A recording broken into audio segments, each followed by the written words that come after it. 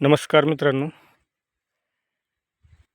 हा ऊस आपला 25 आणि 26 जानेवारी 2026ला तुटला होता.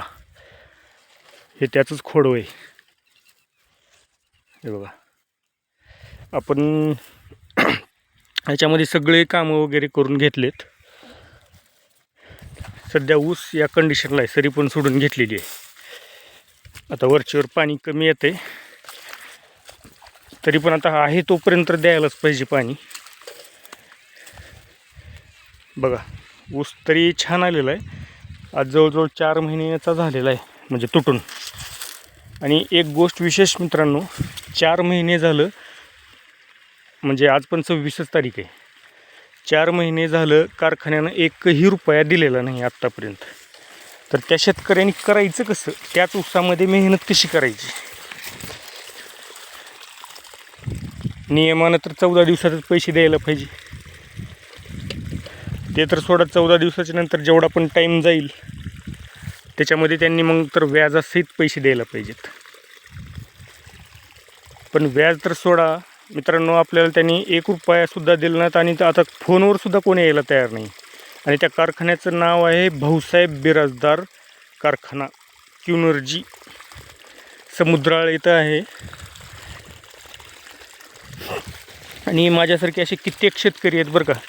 आता ते मीडियावर चांगलं ते बोत्रे पाटलाचं वगैरे भरपूर व्हिडिओ बनवायला येतं, पण अजून ह्या बिराजदार कारखान्याचं कोण मनावर घेतलंच नाही.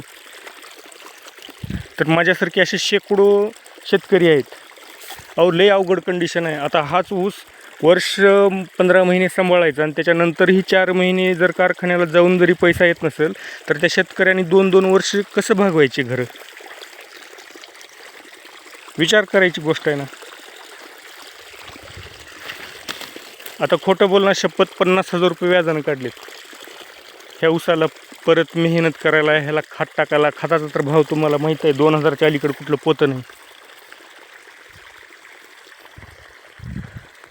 एवढी बेकार कंडिशन झाली की बस कधी कधी जीव देव वाटते. शेतकऱ्याची काहीच अवकात राहिली नाही, आणि कोण मनावर सुद्धा घेत नाही या गोष्टी. कंटाळा आलाय आपल्याला तर. वा, आता पुढचा जो व्हिडिओ मी बनवून ना, मी डायरेक्ट कारखान्यावर जाऊनच बनवतो. अहो, कोण विचारायला तयार नाही त्या ठिकाणी. अहो, त्यांच्या कारखान्याला आपण ऊस गाठलाय तरी सुद्धा कोण विचारत नाही. किती अवघड आहे कंडिशन. मग शेतातली ही कामं करायची का बिल द्या बाबा म्हणून तिकडं पाया पडत हिंडायचं?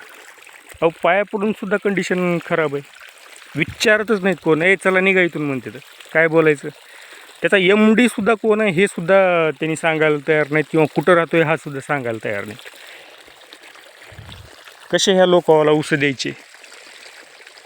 अहो, ऊस नेते वेळेस गोड गोड बोलायचं, आणि गेला की मग काय, आज देतो उद्या देतो असं म्हणत म्हणत 4 महिने होऊन गेले. आता तर पेरणीचा टाईम आला आहे. आता कसं करायचं?